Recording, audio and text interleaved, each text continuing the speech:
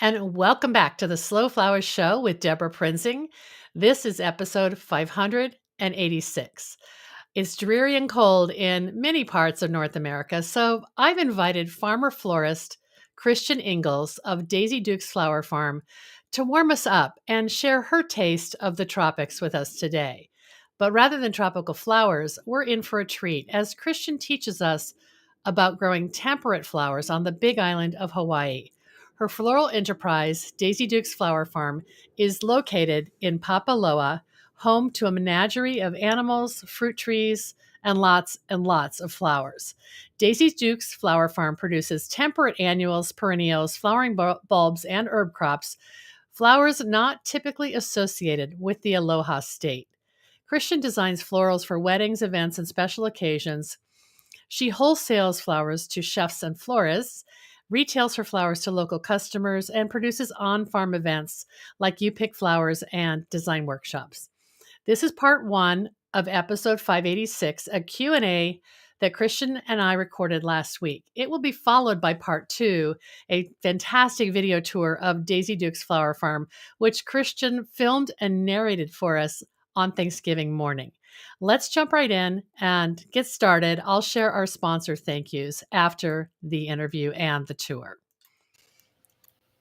Well, hey, everybody. Welcome back to the Slow Flowers Show with Deborah Prinzing. I am so excited today to welcome Christian Ingalls of Daisy Duke's Flower Farm on the Big Island in Hawaii as my guest. Did I get that all right, Christian? Yes, perfect. All right. Great. Hi. Hello. So excited to be here. Do people call you Daisy? Yes. Well, let's just get that out of the way. What is the name originate? What's the origin of your business name? Yeah. So it's funny because my name is Christian. My first name is Christian, which is typically a boy's name, but my mom named me Christian. It's actually Christian Sion, which is a really long name for a little girl. Wow. But I'm a first grade teacher. I'm here in my classroom right now, and I love like a play on words. And because I'm in Hawaii and I love fun and energy and positive, passionate stuff. And because I'm here in Hawaii, I often wear, this is for real, either a bikini or little jean shorts when I'm out farming. And so I just thought it was just a really fun play on words and a fun name that was catchy. Wow. Okay. Well, that's sort of the image that comes to mind when you hear the name Daisy Duke. So, but you have no excuse. Like here, we're like gardening and, Patagonia layers and, it's wet. And I mean, I know you garden in the rain because you're basically in a semi-monsoon climate, right? Yeah, actually, so I'm in Papaaloa, Hawaii, which is just about 25 minutes from Hilo, and Hilo is the rainiest city in the United States. Wow. And I know Seattle rain. I went to Seattle Pacific University actually for my bachelor's degree. And so it's funny, when I went to college in Seattle, my graduation party gifts were raincoats and rain boots. And then I had no idea that I was going to transfer, 3 years later to the rainiest city in the US, which is like 100 inches more per year than Seattle. So wow, it's yeah, crazy. Rain. Yeah. Christian, I went to Seattle Pacific, but I was probably there when you were in kindergarten. Yes. No way. Yeah, that'll be a fun conversation about our mutual experiences. Well, we'll do that when we ask you about your path to flowers. But I feel like I know you in a different way now. Yay. Okay, so you just are on my radar because when you joined Slow Flowers a couple years ago, I started following you, and of course, we don't have a lot of members in Hawaii. We probably only have 5 or 6. So you really stood out. And I am just so fascinated with the beauty of what you're doing. And also, I think the assumptions that people have about what can grow in Hawaii and what you're growing. And I just want to know, give us a snapshot of Daisy Duke's Flower Farm, and then we'll fill in the blanks with all the other millions of questions I have. Yeah, there's so much I could share. So so here's the thing. So when I was living in Seattle, kind of what got this thing going about growing mainland flowers is what people say, or a lot of people say I grow wildflowers, or this is the one that I think is the funniest. A lot of people here call them spring flowers. And when I hear the term spring flowers, I think tulips and daffodils. I'm like, I don't, I grow. And so now actually, because our farm and a handful of other farms that grow flowers like I do here in Hawaii, it's becoming a thing. People are now, it's being recognized. And so now everybody is referring to our flowers as temperate flowers. We're the temperate Yes, growers. that's the Yeah. term I learned that term from Nicole Cordier, Yeah. because I kept talking about tropicals, and she's like, no, there's tropicals, and then there's temperate flowers that you would consider what would grow in Seattle, for example, like the dahlia we see behind you in the Yeah. vase. Exactly. Yeah. And it's funny that you mentioned Nicole, because Nicole and I are friends, and I was just with her this last weekend. But yeah, I grow. So we have That's about amazing. 800 varieties of dahlias on our farm. And here's what's really funny about dahlias is that, and this is true for almost everything that we grow on our farm, is that you can't follow the rules of what people say how to grow these things. You just can't, because there are so many other variables involved that you really kind of have to wrap your mind around. First of all, we don't really have seasonality like people think of seasonality, but we do have different day lengths, That makes like sense. everybody around the world. Yeah. And then our temperatures. And so in that, you have to kind of break the rules and just like even get a little crazy with stuff to try stuff out and see if it'll work. And I don't think there's hardly a thing that I can't grow. I'm not saying they all grow great on our farm. Like ranunculus, for example, are I don't get as many stems per plant as a lot of people do. Yeah, but you So tried them. Oh yeah, no, this will be my 4th year growing ranunculus and anemones. Anemones are fantastic. I have no problem with anemones, but ranunculus are a little bit trickier. And the thing with ranunculus and anemones is that they're a high cost input for and then I'm shipping everything to Hawaii on top of it. So that's where that particular crop can get a little tricky. You're shipping in your corms, just because there's nobody who's selling them really wholesale to growers in the state.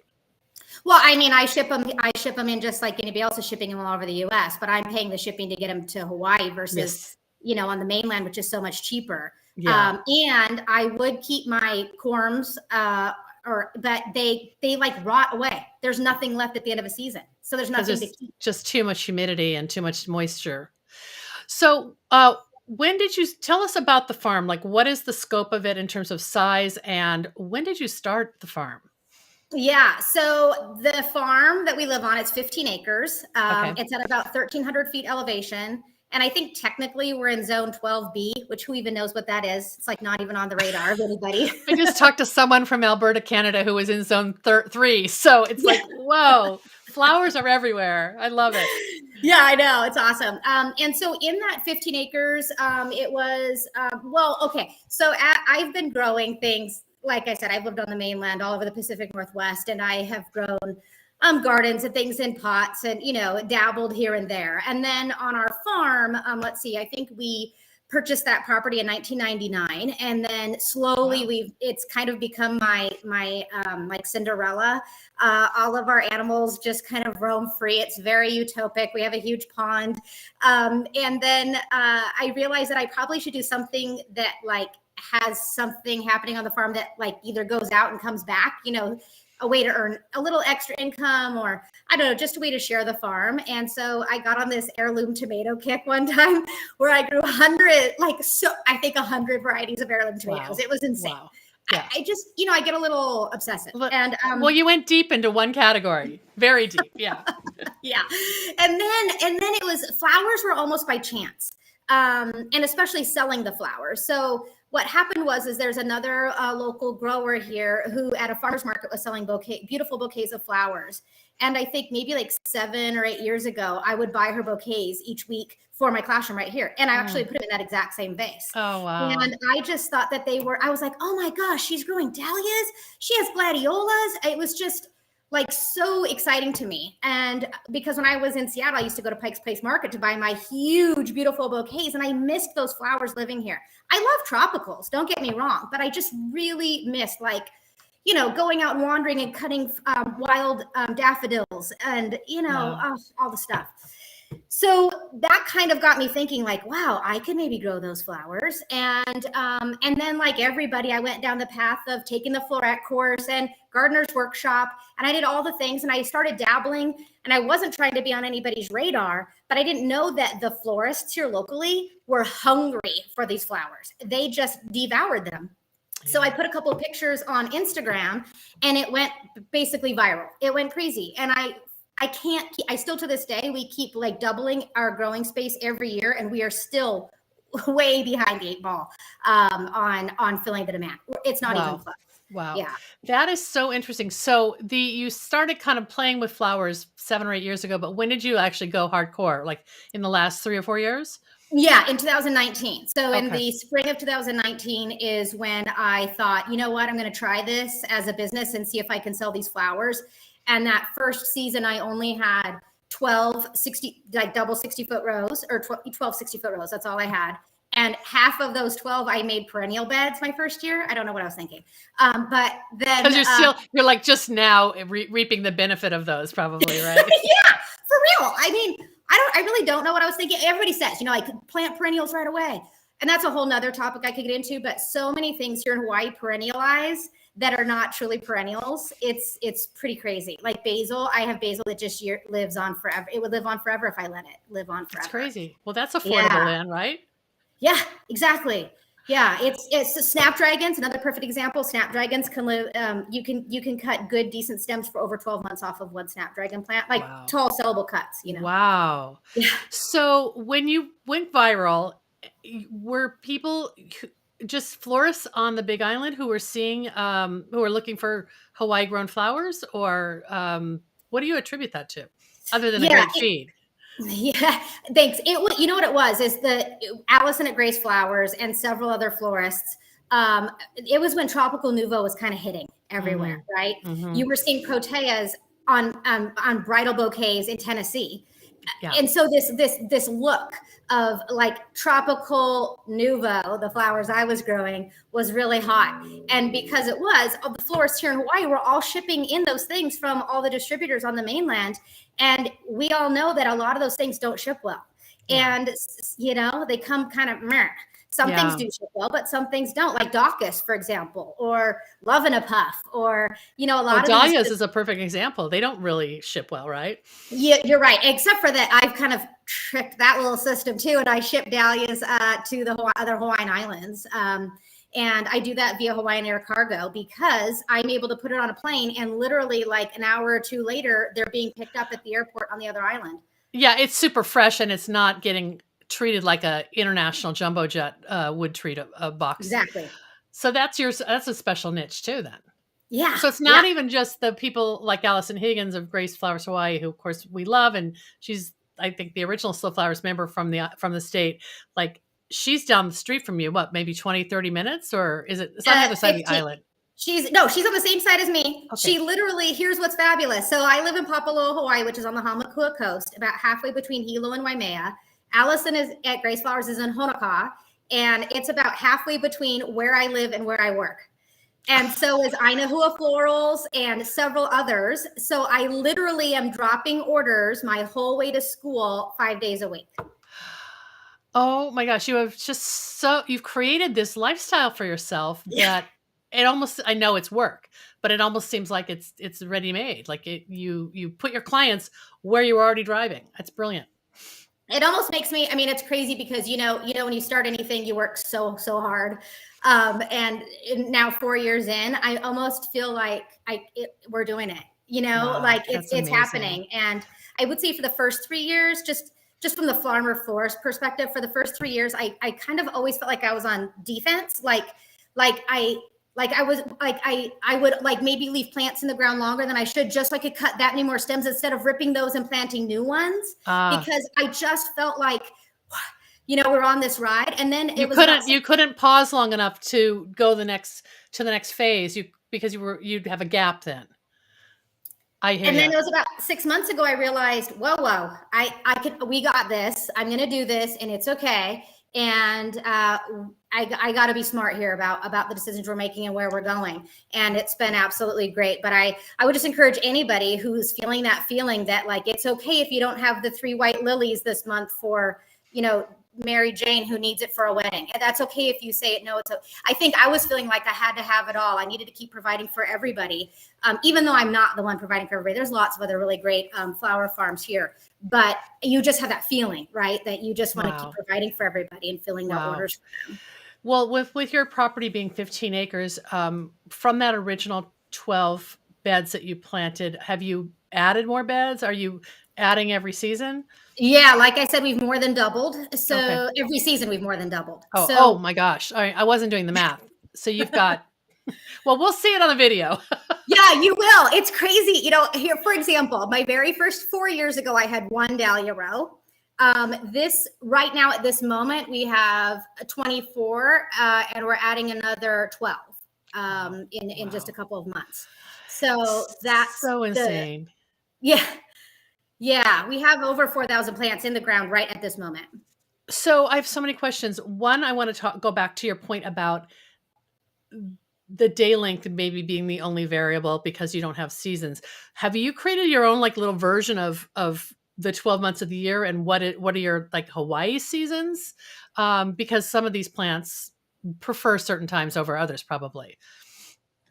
Yeah, it really boils down to like, this is going to sound like kind of geeky, but it's really about the science and then your gut instinct on it. And it's funny. I mean, and this goes with so many things in Hawaii. For example, you see everybody on the mainland digging up their tuber clumps, right? And then they cut them all apart one by one by one, and then they store them a certain way. And I did all that the first year, and then I was like, this is crazy. Like, who has time to do all this? And I'm not going to sell all these dahlia tubers. And so then my gut was like, wait a minute, what if I don't store them in anything? Literally, what if I just put them in like a paper lunch bag? And I tried it and it worked beautifully. And their eyes grew like crazy. I mean, we leave them on the ground. They're like weeds here. Like there is no storing tubers in a certain temperature. So do you dig some up and leave others in the ground just to sort of see how they perform? So here's what's happened on our farm, is that you'll see in the tour that I use landscape fabric because we have lots of crazy grasses. Our farm used to be a sugarcane farm. Okay. Years ago. And sugarcane's kind of like bamboo in its like aggressiveness. Yeah, but what's happened is we don't have any sugarcane anymore. But what we do have is the aftermath of this. Well, it's kind of an introduced grass we call it guinea grass, and it grows taller than me, and it has these spiky spikes on it that like pierce into your skin.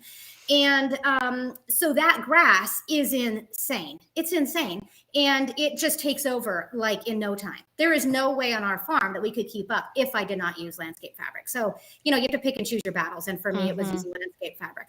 But so the landscape fabric does suppress that guinea grass. Well, what it does is it just lessens how much of it can actually be growing. It can only grow out of a little tiny hole, which it does. It just completely chokes out anything if we don't get to it. Okay. Wow. So we joke, the girls on our farm, we joke about, who's going to go around and get all the guinea grass clumps out if we can't keep up with them. Because they in weeks, it's already taller than you are. Wow. That's insane. It's insane. So you brought that up as an example of sort of certain seasons then.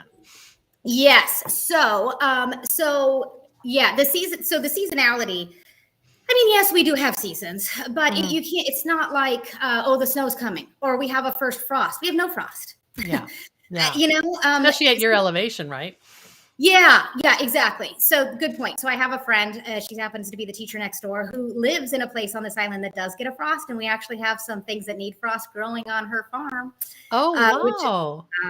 Back to finding a solution. That's amazing. Yeah. So that's super exciting. So last year we planted a bunch of tulips and daffodils in the ground up on her farm. And let's just say we have some things with roots that take several years to grow growing up on her farm. So we're excited for the prospects of that, and that we have that opportunity because she's already had a frost this year. Wow, so that's crazy. That's really exciting. Wow. Yeah, I think there's something like 11, right, of the 13 biomes or whatever here on this island. So it's really fascinating. That's amazing. That's why people love to come there.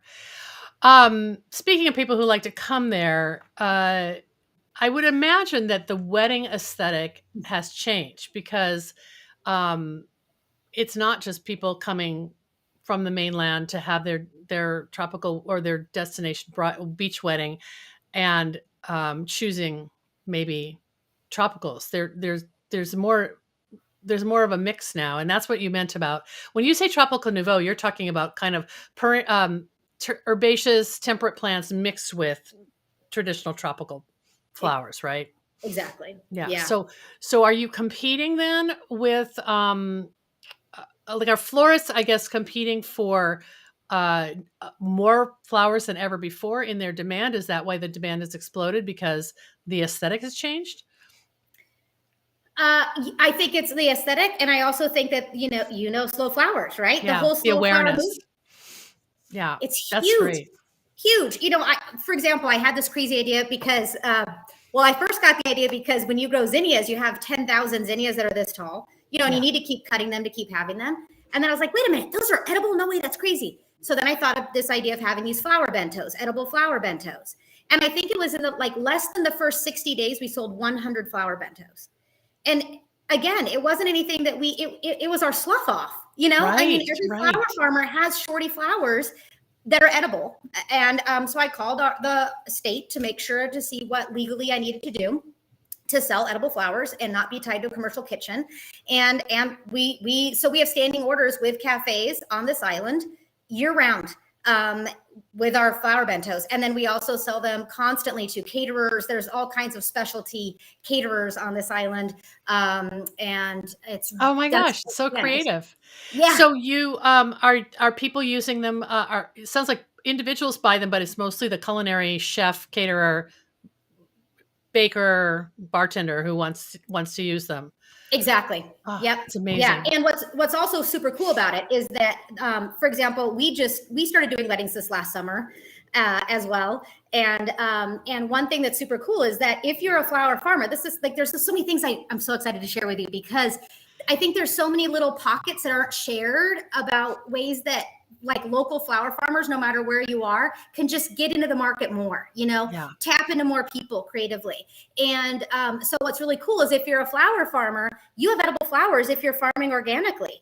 All of your flowers, if they're edible, can be used. So you can be the segue of connecting, like, say, flowers at the bar, right, at the wedding, Mhm. or the flowers on a cake. You can say, yeah, I've got that palette. And Yeah. you can be the one to literally tie the color palette together for the entire wedding, no matter where you are. Just It's full just, service. Yeah. Wow. you can do it. Not a wholesaler distributor. Their stuff is not organic. Mm-mm. No. And it's kind of in alignment with what I would imagine is a wedding that's all about place and season. It's the flowers are from here and I'm getting married here. And that's what we want to see happen more and more and connecting people to nature. And they're at this they're in Hawaii, for goodness sakes. They need to connect with nature. I Yeah. love it. So Yeah. that's interesting. Well, I was going to ask you if you defined yourself as a farmer florist, but now it sounds like you're committed to doing weddings. Uh, Yeah. Well, how does that I've been, look? yeah. Okay. That's a whole nother. I mean, I've been designing things for people since the get go. Okay. I have always had a jar bouquet, a big market bouquet, which kind of is my connection to Pike's Place Market. Just a really tall, big, full wrap market bouquet. Yes, love it. And so, and then any special orders, we've been doing special order stuff since the beginning. Flower bars. I mean, you name it, we've kind of done it. Yeah. But as far as like big weddings, funny story is my very first wedding, I actually didn't even know was a wedding. And this is true. I can't even, Wait. I had no idea. What, you thought you were going to a party and it turned into a wedding? Somebody contacted me on Instagram. They paid me directly. And I pull up to this gated house, which I now know to be a very famous house on the Kona side of our island that has a most beautiful view. It is a beautiful venue, private residence that is rented out, like, I think daily for weddings. Yeah. And I pulled up and I didn't know. And I pull in and I'm like, oh my gosh, what am I doing? And there's like caterers everywhere and everybody's setting up and musicians. And then the planner comes up to me, which I didn't even know there was a planner, and said, okay, these bouquets are, because it was ordered as all bouquets going into jars that are going to be prepared. I thought it was like a birthday party. I don't know. Right. And she goes, and one of those bouquets is the bridal. And I was like, okay. And I just acted like I knew. And so Let's fluff that one up. so luckily I'm kind of like a pack rat. So in my car, I had like everything. So I just went down to my car and I re-whipped the whole thing into a bridal. And that was my first wedding. Oh my gosh. Oh my gosh. How did those people probably found you on Instagram? They did. Oh Yeah. my gosh. That's I great. don't do anything but Instagram. You know, I don't. Mhm. I can't keep up with anything else. First of Mhm. all, and I'm a visual learner, and that's what I love about Instagram is it's just so visual, and I just love like beauty and positive stuff. So Yeah, you're it putting it works. out there and it's striking a chord with people. And these poor florists on the island who kind of had such limited choice for so long because of just there weren't experimental growers, until the last 5 years or so. Yeah. They must just feel like, I don't know, revitalized with what they can create using your flowers. Yeah, you know what's fascinating too is that now that I'm bridging more into the florist world, and I've been selling like we have standing orders with wholesalers like Allison and Grace Flowers like year round. Mhm. And what's funny is and what I little trick that I do is I try to throw some stuff in when I can that they don't because they don't know better, right? So Right. I just so I put blushing lanterns in to one of Allison's buckets one time, and then she always does these really great like live videos teaching how to Yes. we're gonna make hakus and stuff. She Yeah. was making a haku, and I happened to get on there and watch it. And she goes, I don't know who sent this in, but I love this stuff. I don't know what it's called. It was blushing lanterns. I'm like, Allison, it's me, Daisy Dukes. I sent that in. It's called blushing lanterns. Like and it works great in haku. So I mean, not only is it something that's fantastic in bouquets and arrangements, but it's fantastic in all the Hawaiian adornments that we have here as well. Mhm. I And don't think I know what blushing lantern is. Can you describe it? yeah, these guys. I happen to have one in this bouquet. You know these guys? Oh my goodness. Is there like little, oh my God, they're beautiful. I've never really seen them before. Yeah, They look like little poppy pods or yeah. nigella pods, but Aren't they the cutest? oh, they're And look at that adorable. stem length, and they're a perennial. So Oh, wow. they're just the cutest, sweetest little danglier, and I just love them. I just love a little, like little touches of magic. Yes. That's what Yes. when you see a bouquet that has it, you're like, what? You And know? people are drawn in. They're so curious about what it is. Oh, Exactly, that's exactly. And amazing. they don't know. They don't know. Another thing here in Hawaii that is kind of an interesting crop is eucalyptus. So you can no longer ship in eucalyptus or anything in the myrtle family, either seed or plant or cutting. And so Wow. uh, florists, this has been happening now for a couple of years, but the eucalyptus is kind of the new thing that you can't get your hands And why on. is that? Is there just some kind of phytosanitary issue with that? They think that there is a rust that is Oh, coming in on it that then is getting passed around. okay. I happen to be friends with some of the egg people here. We have really great conversations. And I happen to be growing quite a bit of eucalyptus. And that's one of the things that there's like, for example, a florist on Oahu who literally will buy every stem I'll ship him. Wow. And he has two stores on Oahu because you Because just, the look is what people want. And how do you what do you replace it with? So you've got yeah. this negative that you're turning into a positive. Yeah, and one more little thing about that is that florists call silver dollar eucalyptus the floppy silver dollar, which I call floppy, and then farmers call silver dollar. It's like more firm, and so there's these funny nuances between florists and growers, farmers, and Yeah. I'm working really hard too to help share like, okay, I know you guys call this thing or this thing, but this is what we call it as a grower, or they'll tell me like, oh, I really want you to grow this, and they'll send me a picture from a wholesaler on the mainland, but I can't even find the scientific name to try to even figure out what the seeds are, what the plant is to try to grow that thing, because it kind of has its own name a lot of times. So that's a whole other thing I'm Wow. trying to So help. it makes sense that eucalyptus it seems to me that it would do really well in Hawaii because it grows so well in Southern California. Uh, Similar enough, right? Oh yeah, yeah. It grow again. So we have lots of varieties of eucalyptus here that just grow wild all over the island, like in Oh, Australia. The really oh, okay. huge, tall eucalyptus. It's Yeah, just everywhere. yeah, Seeded eucalyptus. yeah. It's you just cut the leaves off and you've got seeded, or you can leave the leaves if you want. So like a lot of my table runners I make I'll go and forage that seeded eucalyptus. And then I have I think I have like about 20 varieties of eucalyptus that I grow Wow. for florists. Wow. And I have some here. And I just then go like supplement with what I'm growing to add to like table runners or anything that we're doing. Wow. So, oh my gosh, I can't wait to visit you because I'm hoping to come to the Big Island in March. Yay! So let me come visit if it's Please. okay. Yeah. I'm so fascinated with your personal story, being a first grade teacher, and a flower farmer. Like she's already busy, but let's add another job to her plate.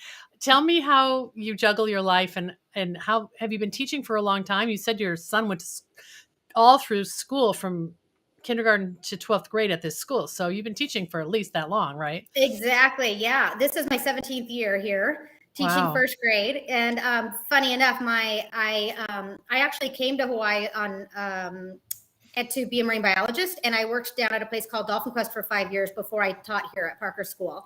Okay. And my parents are both teachers, and I said I would never be a teacher. And then my son was here for kindergarten, and then they needed a new first grade teacher after 1 year of having a lower school open. And the kindergarten teacher said, "Hey, you should apply." And I was like, "No way! I'm a marine biologist. I wear a swimming suit to work every day, like Baywatch." And That's why the big. Yeah, and I applied, and I've been here ever since. That's crazy. But it fit your lifestyle as a mom probably to have the Yeah, same so schedule as your son.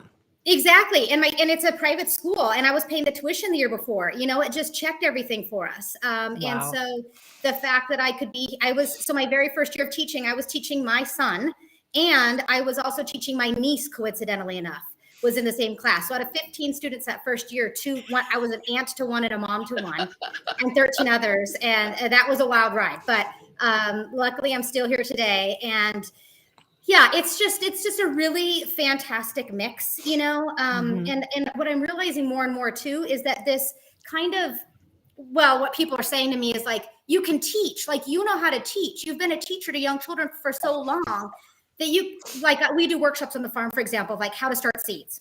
Right. And then people tag me on all their stuff that they're growing now at their houses. And that's what I want to do. I just want to share and make it easier because for example, where you can buy seed packets here on our island, and I know that this is the case in so many places, it's stuff that doesn't really even grow here, some of it, or it's available in the winter when it's really a summer crop, or vice versa. Right. So you just want you want to set them up for success, and the seed packet is not going to necessarily do that because it's kind of geared more for Northern Hemisphere, uh, growers, or mainland growers at least. Yeah, again, it's all about your frost date. We don't. Okay, that doesn't help us. Everything, literally every seed packet gauges it on a That is frost. so true. Every seed packet talks about your first or last frost date. So, my goodness. I love that you have so seamlessly just put all these skills together. And even knowing that you studied marine biology, I know that's when you go back to your comment about the science, like that Yes. your skills are being employed to understand how your land works and what your zone is like and how to work with the land and not fight it. So Yeah, I love that. I applaud exactly. that. Yeah, it's cool. Who knew that? Who knew? I mean, I could not have told you that this is what I would be doing, or that it would be, I literally every day, right? I wake up and I can't believe that this is the life I'm living. My favorite quote is, "She designed the life she loved to live." That's been my favorite quote forever. And then I added this little part on, "Then she lived it." It's like, you've got to, whatever your passion is, Mm.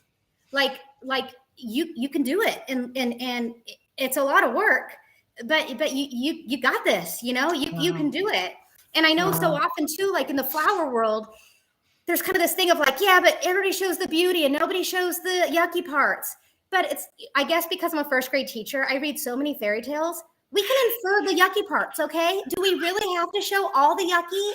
I mean, I think we know, like, that the evil witch is probably pretty nasty off the pages of the book and the fairy tale. So we know that farming is not all this utopic, wonderful beautiness. There's also dirty parts and rain or whatever. Yeah. But even still in those moments, just to be able to like work with soil is still so beautiful. Mm-hmm. it lead with beauty. That's what people are enchanted by. And I mean, Yeah.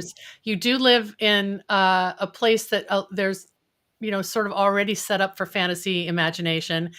Um, I know it's not reality necessarily, but it's nice that you can at least grow beautiful flowers for people and help them, I don't know, celebrate everyday life or a Yeah. special or a marriage. And it's just Yeah. beautiful. Yeah. Wow. Well, this is just scratching the surface. So we're going to have to do some other stories about what you're doing, Christian, because I know we're going to share a video that you're um, providing that will give us a little bit of a tour of Daisy Duke's flower farm. And we'll make sure when we post this that we'll share all your social places so people can follow along. Even though you say it's mainly Instagram, you have a website, so Yeah. we can stalk that. Uh, and thank you for saying at the end of the day in your classroom to record this with me. And when we post this at slowflowerspodcast.com, I'll make sure that I have all of those bonus content, including maybe some photos that I can get from you of Absolutely. that edible bento box, because that sounds wild too. Anything else that you want to share? Like, what are you going to do for the holidays? I'm just so curious of if it is winter is different in Hawaii. So how do you pivot and do something for Thanksgiving or Christmas that makes it feel like, I don't know, Hawaii version of that? Yeah. So luckily, I've kind of figured out how to grow dahlias year round. So Oh, we just wow. keep, yeah, without lights. Oh, one more thing I probably should share. I live off the grid. I don't have regular power. I don't have irrigation, hardly. Yeah. So that's a whole nother thing. Okay, so maybe the video we'll touch on some of that in the video so people can believe it when they hear you say that. Yeah. That's So for the amazing. holidays, so Thanksgiving is next week. Yeah. And so I happen to have a lot of pumpkins right now. And so we're doing like a live Zoom next Wednesday night. And people can just go on to Instagram and DM us. And it's already half sold out. I just Okay. talked about it, I think, yesterday, or the day before. And that way, everybody, I just thought of this idea because I just thought it'd be so fun for everybody to have, be in your jammies and have a cocktail if you want, have your kids in the background. It's cool. And I'm just going to share just really fun, light design tips. And we're going to carve pumpkins and make like a full like centerpiece. So people will be picking up their kits from us next week, Wednesday, in 2 different towns here on the island. And then that night we'll have a live Zoom. And then I'm going to record a little mini version because nobody wants to watch the live Zoom if you can't make the Zoom. You're kind of like, not at the party, but at the party. And so we'll do that. So that's what we're doing for Thanksgiving. And then Christmas, I think I'm bringing back wreaths again. I've been watching everybody on the mainland doing wreaths, and I'm thinking of doing like a Hawaiian version of wreaths, a wreath workshop. Yes. I've been drawing lots of things, but I also love like grevillea and proteas and anthuriums, and so I have another house besides our farm, and that yard is filled with a lot of tropicals, and I go there and forage a lot when I need to. Yeah. So I think I'll go there and kind of make a Hawaii version of wreaths and do a Hawaii wreath. Well, and all those things that you mentioned do so well out of water that makes like a perfect fit for something that might hang on your door for a couple weeks, or on your porch or whatever. Love that. So we'll look for those. We'll look for those photos too into December. Thank you so much. It's been just a delight to connect with you, Christian. You're so inspiring, and I think you're going to really trigger a lot of people to take that saying you said, and maybe it needs to be embroidered or put on a T-shirt, because that's really special. Yeah, thank you. This is so surreal for me personally. I've listened to your podcast for years, and today I thought I'm going to see her in real life. Like this is unbelievable. Well, thank you. Life is so amazing. So thank you for this opportunity. Oh, and thank you for saying yes. Okay, we'll talk to you soon. Thanks. Thank you. Wow, that was great. That was the story, and now you're going to get to see the farm. So let me add that video and get you right into the Q&A, or excuse me, we finished the Q&A, get you right into the video that Christian filmed for us. Aloha and welcome to Daisy Duke's Flower Farm. My name is Christian Ingalls, and I am excited to take you on a tour of our farm. Right now I'm standing in the front yard of our house, and it gives you a great bird's eye view of our actual flower farm. So right down where you see that big hoop house, and a little tiny hoop house. That's our lower flower field. And then right in the middle is our flower studio. And then up there behind the palm trees is where we grow the majority of our dahlias. Now, our farm is 15 acres and it's bordered gulch to gulch. So it goes all the way over to a gulch over there and over to a gulch over here. And you can see the ocean. We have a great ocean view as well. We have a storm rolling in right now, but usually we have a great view. Welcome to our flower studio. We built this studio, let's see, maybe we started it last January, and for maybe 3 months we worked on it, and we finally called it quits when it was getting a little too busy around here to keep working on it. So it's standing, it's here. It just doesn't have like sliding barn doors and some of the shelving and things that we are hoping to finish up in the next couple of months. But here on our farm, growing the way that we grow 12 months of the year. It doesn't stop. It slows down a little bit right now. Today is Thanksgiving. My turkey is in the oven. So it starts to slow. We shift from growing, all the tender annuals to the hardy annuals. We can grow just about everything you could think of here on our farm. We cannot grow peonies. We don't get a frost. So anything that needs a frost or does well with some really cool temps to either help the roots or whatever it might be, we just have a really hard time with that here on our farm. It can be done here in Hawaii at higher elevations, but not here at our farm. So we're at about 1,300 feet elevation. Like I mentioned, our farm is 15 acres gulch to gulch. I would guess that right now we're growing on maybe about an acre of our 15 acres. And our house, like I said, I was up in the yard, so I'll show you now where we're at in relation so you can see. So our house is right there up behind me. Those are lychee trees. So we have like an orchard. We also have avocado trees. That is our dock and our pond, and we have ducks in there. And our pond is just fed by the rainwater, which is really cool. So it's kind of like our own little water aquifer that we have if we need it to irrigate in any way. Now, we don't have any irrigation anywhere here on our farm except for in our big hoop house, which is right here. You can see it. Now, the cool thing about this hoop house, and I'll take you in there, is that it cost us $600 to build. So I guess I should say that for the first, let's see, well, we just finished our 4th summer of growing and actually selling things off of our farm. And when we started, I just kind of, did what I could do here and there. I scrounged to use what we could. Our entire fencing is recycled roof metal because we also have a construction company. And so we just kind of used what we had and did what we could do. Even the studio, actually, every window in the studio is a scrap from some job site that we did or a mistake. Like that's an 8-foot sliding glass door that was a mistake on a job. So even half of the roof metal actually was scraps that we had around here. So the roof is 2 different colors of blue. So we've just gotten creative and did what we had to do. Until about this last year. So when we built the studio, we decided it was time to actually invest in the business. And so we did put some money into building the studio. We also added, I'll show you, we added some water catchment tanks down here, which was super exciting because we do live off of the grid. So that is the water catchment tanks that we put in. And that pipe right there that you see is actually the irrigation from the studio so that when it rains, it goes into those tanks. And then right on the other side of it is a little pump house that we put in this last spring as well. So we did all of this at the same time. Within about 3 months, we put in the studio, we put in the water catchment tanks, and those catchment tanks hook to that pump house, like I said, around the other side. And then that runs right to that hoop house that we put up. And that hoop house, I don't know if you can see, actually you can kind of see some chrysanthemums in there.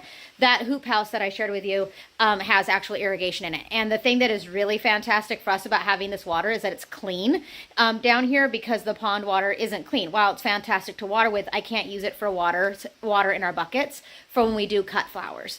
So the fact that we have clean water right there is like heaven for us. So the hoop, though, I will explain that. So one of the ways that I wanted to try having a hoop house.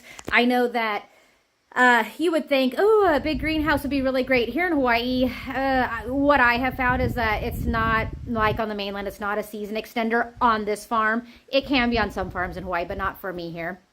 So what we do in there is we've actually tried several different crops, but what we have in there right now are our mums because that way they're just protected that much from the weather, and we really are trying hard. It's hard to get mum cutting shipped into Hawaii these days, not because you can't, but because some of the bigger companies aren't shipping to Hawaii anymore. But we have mum cuttings in there. We've also done really well with our ranunculus and our anemones in there as well. So right now we have ranunculus and anemones in there, which I'll show you. And, campanula as well we have going on in there. And then right behind there we have a big piece of shade cloth, and that's just to help things like hellebores. What else do we have? Daffodils. There's certain varieties of things that we can grow if we put some shade on them. So that's what's happening back there. So back to the hoop house though. It's a 60-foot long by 18-foot wide hoop, and it's made with 1-inch PVC and a piece of greenhouse plastic that we purchased, and we just put it all together ourselves, and it's done the trick for us. So if you're looking for an affordable way to do something, you can do it that way. Right beside it, on the other side of it, is our little mini hoop. I will show you that as well. That was made with like 3/4 inch PVC with some greenhouse film, and it's 21 feet wide by, 21 feet long by about 8 feet wide. And that's like our little tool house. That's where we keep a lot of our tools. And again, that was just a really affordable way for us to have a place out of the rain for some of the things that, like our tools, they would just rot out here. We're about 30 minutes from the rainiest city in the United States. So that's one of the reasons why we don't really need irrigation. But with that said, this last summer, we moved our dahlia field here right outside of our studio and up behind the palm trees where I showed. And we have about 4,000 dahlia plants in there. We did have about 800 varieties of dahlias, although I don't know what our actual count is right now. But the really cool thing is that it's just straight dahlias, and when we have U-picks here on our farm, people can just go in there and go crazy. We do have fencing around that, like all of our fencing that I've showed you, and I talked about a little bit ago with the roof metal, because we have goats and sheep and chickens and ducks and a dog and a cat and honeybee hives.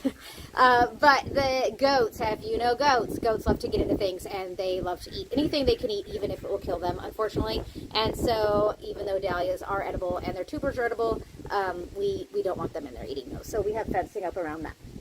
So that is our dahlia field. I will take you into our dahlia field in a minute and show you what's really cool about dahlias here in Hawaii is that on our farm, they grow year round. And so what we do is we just kind of stagger plant our tubers, and I do not dig up tuber clumps. I have in the past dug up tuber clumps and divided them all into separate tubers. But what I've realized is that here in Hawaii, because of the moisture in our ground and different grubs and different, pests and things, I have a lot better success if I dig up a clump and literally just cut it in half or cut it in fourths, just right down the middle. We have way better success that way, and then we have that many more shoots coming up. So then we have that many more flowers coming up, which is really fantastic. So this upper field, it is 24 60-foot rows of dahlias, and this last spring was the first time that we planted. This is, again, right when we built the studio, we dug ground on this and we got all these guys planted as well. And what's really cool is that they have been growing really, really well. They were growing really well this last summer. It was my dream field, like you dream of rows and rows of dahlias and all in rainbow order. That was what was happening. And then we had a drought, which never hardly happens here, for several weeks, like 6 or 7 weeks of not a drop of rain. And I could have gone out and hand watered. We have a pump from our pond. I could have pumped up water, but I just wanted to push the envelope and see what can it take for a dahlia. What does it take for a dahlia to die off? What is it? I mean, is there enough moisture in our soil that they'll just keep going? And what is crazy is that I shipped in root cuttings from Ball of cafe au laits, and I'll show you those. And those cuttings from Ball never stopped producing. Never once. And my rep is actually a relative of mine. Strange coincidence. And I told her that. And it is just incredible. I don't know if it's because they test everything and it is 100% virus free. I don't know if that's why. Or if because it was actual cuttings and not a tuber. I don't know. I haven't figured that part out yet. But we are still to this day. Just yesterday I was cutting cafe au laits. They've never stopped being green, and they've just produced, I think we planted them last March, and they haven't stopped. They have really been a fantastic addition. So I'll take you on a tour of the inside of the studio. Once I finish this tour, then I will go out to the dahlia field, and then I'll take you down to the lower flower field. So one of the things that I talked about was here in Hawaii, because we do not have a killing frost. And, you know, so many places in the United States don't have a killing frost, warmer places. And at first I thought, ooh, I just need to find the states that are warm like me, Southern California, Florida.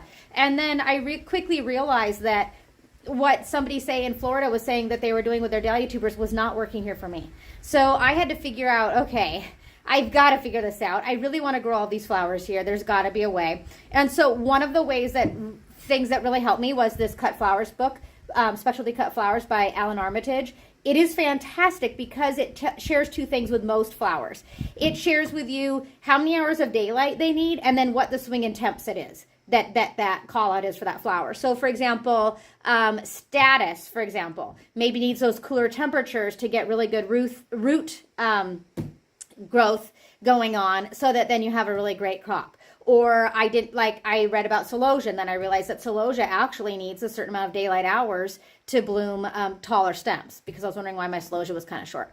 So having a resource like that. Another resource, what I tell my girls that work here on the farm to use when we're planting is Johnny Seeds. And if you go down on any variety and you scroll down and you go to it'll say growing information, and if you go there and you read all about it, you're going to get a lot of insight as to what you're growing. You can't just willy-nilly grow these things, especially when you live in a place like I live. We don't have a killing frost. Nothing is based on frost dates. So anyway, here's the studio. We are putting up shelving here. Super excited about it. We have been collecting lots of dried goodies because we're going to be doing wreaths. Last night we did a Thanksgiving on Zoom arrangements, and here's mine. They turned out so beautiful. That was super fun with a bunch of girls, and it was cool because they could have their kids in the background, have a cocktail, whatever, and it was really fun. On our lanai here is where we keep all of our things that we're sprouting. You can see we have ranunculus and anemones and a bunch of other seed trays. And this is one we start them out front on the lanai because of the way that the sun hits out there. And then once they pop 50% of the tray or more, we move them out here. All right, I'm going to move us out to the dahlia field, and then after that, I'm going to take us down to the lower field and show you some goody things down there. Right, I've moved us down to the dahlia field. We have these royal palms, that's our only shade that we have, and you can see we're right up against our pond. Now, what's really cool is that because someone would say, well, you had a drought and you lost thousands of stems that you otherwise would have had, is a bummer, but I learned a lot from it, and I feel like because our dahlias didn't get to produce as much as they wanted to, that they're kind of getting a second flush right now with little new baby shoots coming up. So what we're doing is one of our girls on the farm is going through and she's cleaning out anything that's dead and dying, cutting anything back, and then she's also pinching any new shoots that are coming up. Now what we did is we knew that we were going to have some pukas, some holes of tubers where we planted something and maybe it didn't come up. And so what we did is just a few months ago we went through and we replanted some spots. And so some of these are baby plants that are just brand new coming up. So you can see this guy right here, all of these, they're just brand new baby shoots. And some of them are new shoots coming up where we actually had an old shoot that was already there. And so we are seeing a lot of new growth coming up on our dahlias, which is exciting. And then some varieties of dahlias just never did stop, like I shared about the cafe au laits. So I'll show you what those look like, which is exciting. Oh, and I just see a brand new variety popping up. Dahlias are so exciting, and especially when you can grow them year-round. What we've found, last winter was the first winter that I did grow them year-round. I just kind of kept planting them throughout the fall, and what I found is that the dahlias, even though we still had flowers, they were just shorter, like maybe maximum, I don't know, 2.5, 3 feet. Otherwise, during the summertime, our dahlias are as tall as I am. A lot of them, they just grow like a weed here. But let me show you these cafes. They're absolutely beautiful. Now, because we are so late in the season, a lot of our cafes are singles right now. They're not coming out with all the pretty petals, but early in the season, these were choke full. And you can see, look at the greenery of these. They haven't been weeded in a little while, but you can see, look at the greenery of those versus the whole rest of our field. It's not nearly as healthy looking as our cafe au lait rose, which is really amazing. So because of this, oh, look at this one. So beautiful. So because of the success that we had with these cuttings, now I am, like I said, we had about 800 varieties. I'm the queen of getting on the internet and buying as many varieties of dahlias as I can. But what we found is that because these cuttings are so successful, even through these drought conditions, that we're going to be planting a second dahlia field for this next summer. And what we're going to do is we're going to primarily buy cuttings again, instead of bringing in a bunch of tubers or dividing our own tubers, just because we want to make sure that we have that same success. And we, like I said, we have not stopped selling those cut stems of those cafe au lait. So it is worth it right there. And if you take the price of a cutting, each cutting, it's way cheaper than buying separate dahlia tubers. I just bought some tubers this morning and I was a little like, wow, I bought 5 tubers for like $85. So it really can add up. I kind of joke that if things go really crazy, like with COVID, I could, 1, eat my dahlia tubers if I get really hungry, or 2, just sell off all my tubers. I mean, that's a great investment right there. So now I'm going to take us down to the lower flower field and I'll show you what's going on down there. I am now in the lower field where we have about 60-foot rows. Our entire farm is 60-foot rows with 6-foot landscape fabric. And the reason why we use this landscape fabric, I know some people aren't into landscape fabric, but if you had guinea grass to contend with, it would literally be impossible. There is no way, unless I use like a pre-emergent or something, that we could keep up. We still can't keep up. And there's so we usually have about 1 girl at 20 hours a week on the farm. Recently we've added more because we just keep expanding and growing.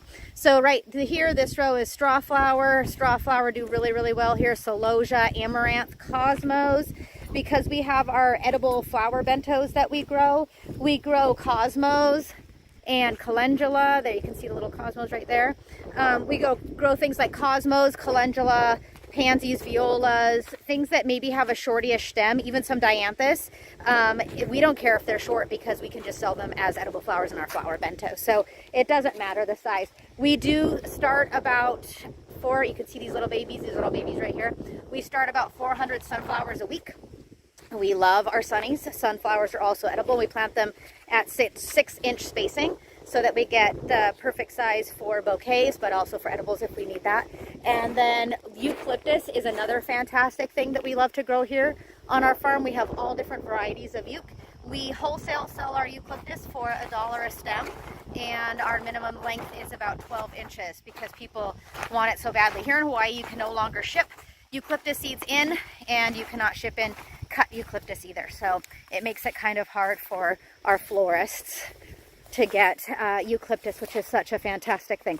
Now, we also have, I'll show you right now, some lisianthus and some snapdragons, and they also grow really well. I absolutely love using, I'm like a farmer florist, and in weddings, one of my favorite flowers to use for weddings here in Hawaii is lisianthus, because we do have to contend with the heat, and lizzies hold up so well. I absolutely love them, like for a boutonniere.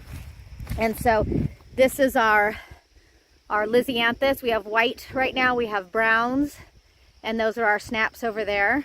And snapdragons are also edible. I know I keep talking about that, but I feel like if you grow things and you can double duty them and use them for different reasons, then you're not losing a single stem, which is what it's all about. So I'll show you some of our snaps here. They're just absolutely beautiful. We love them. If I only grew one thing year round, like I think for ease, cost, you name it, it would be snapdragons, because they're just so beautiful. Now we have perennial beds that get pretty messy if we don't keep up with the guinea grass, but that's variegated hibiscus there that I absolutely love. We have variegated pittosporum as well, scented geranium, lots of different varieties of scented geranium. Mountain mint is another fantastic thing that we love to grow. We can use it for a foliage in addition to putting it in, again, our flower bentos. One thing that we're right now kind of trialing are some really great marigolds. We're looking for like a creamy marigold that will do really great in wedding work. And so I'll show you, we have a whole bunch of baby marigolds that we are growing right now, and we're just trialing them all. And there's a variety right over there. I believe it's called Savannah Ivory, and I think it's going to be the winner on creamy, beautiful marigold that we can use for wedding work and also use it in bouquets. We also have like raised beds that we put in troughs. That was alyssum right there, that little white flower. Also, you name it, edible. This is our tiny little hoop, and it is where we keep all things tools. And like I said, it's only 8 feet wide, or no, maybe like 10 feet wide and 21 feet long. And it was maybe like $150 for us to put up. And then we put this up our very first season. So this thing gets a lot of use, and it's a great place for the girls to go if it starts to rain. We also have David Austin roses. Who doesn't love a David Austin? They're edible. So I use our David Austins in our flower bentos as well. I do tuck them into arrangements if I get long enough stems, but sometimes we don't. Here we are in our hoop house. We have another hoop house. We did receive an NRCS grant this last year, and so we have another hoop house that we'll be putting up in the next couple of months. That hoop house is, let's see, 35 feet wide by 60 to 65 feet long, which is fantastic. But this hoop house, our hoop house that was very affordable to put up. What we did is we hung shade cloth because of the way that the sun hits and comes up in the morning, so that morning sun is kind of dappled. And we have all of our mum varieties in here right now. This whole row was just planted with ranunculus and anemones. Anemones do fantastic here on our farm. Ranunculus, they grow, but they're not as like huge and fat as in cooler temps, and we do not get as many stems per plant, so that makes them not the best for us to grow from a business perspective. And then over here in this last row we have Papaaloa. They are flowering. These guys are over a year old. We're kind of debating on whether or not we rip them out or not. I think we'll be putting some like delphinium and larkspur mixed in with them, and we'll see how that goes this year. So one of the main things that I see as a benefit in a structure in Hawaii versus not a structure is that, one, it's easy to hook up shade if you need shade cloth. And the other thing is that it forces them to stretch and grow. So if you want something to get like some longer stems, like for example, if we put our Lysianthus in here, they grow that much longer. But we're also then turning on our water and watering them. So it's kind of weighing out the benefits of having that, hiring somebody or whatever it is to come in and help get that going versus just having them be a little bit shorter. And that's just what the deal is. And then here at the end, we have a whole bunch of plants that are the shade lovers, and that is a tour of our farm. Thank you so much for coming with me. If you have any questions, please let me know. It was an honor to share with you growing in Hawaii. Oh my gosh, she's just amazing. I wrote down the saying that Christian shared just so I could give it to you again.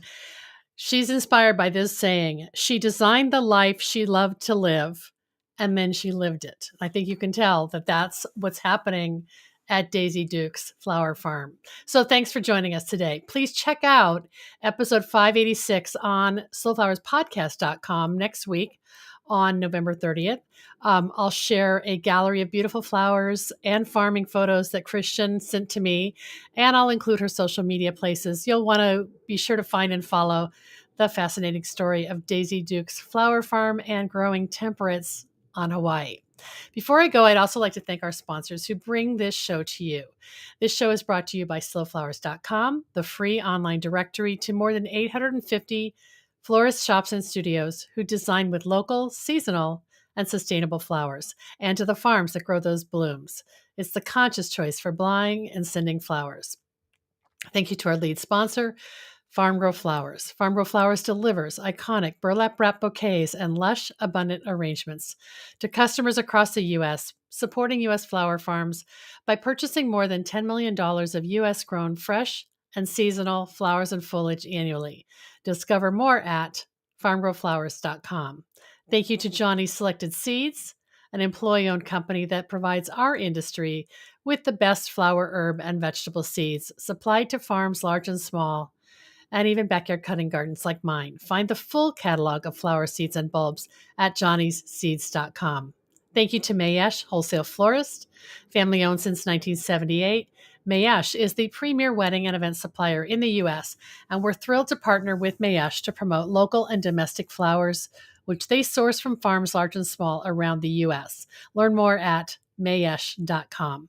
Thank you to the Gardener's Workshop, which offers a full curriculum of online education for flower farmers and farmer-florists like Christian Ingalls at Daisy Duke Flower Farm. Online education is more important than ever, and you'll want to check out the course offerings at thegardenersworkshop.com. The Slow Flowers Show is a member-supported endeavor, and I value our loyal members and supporters.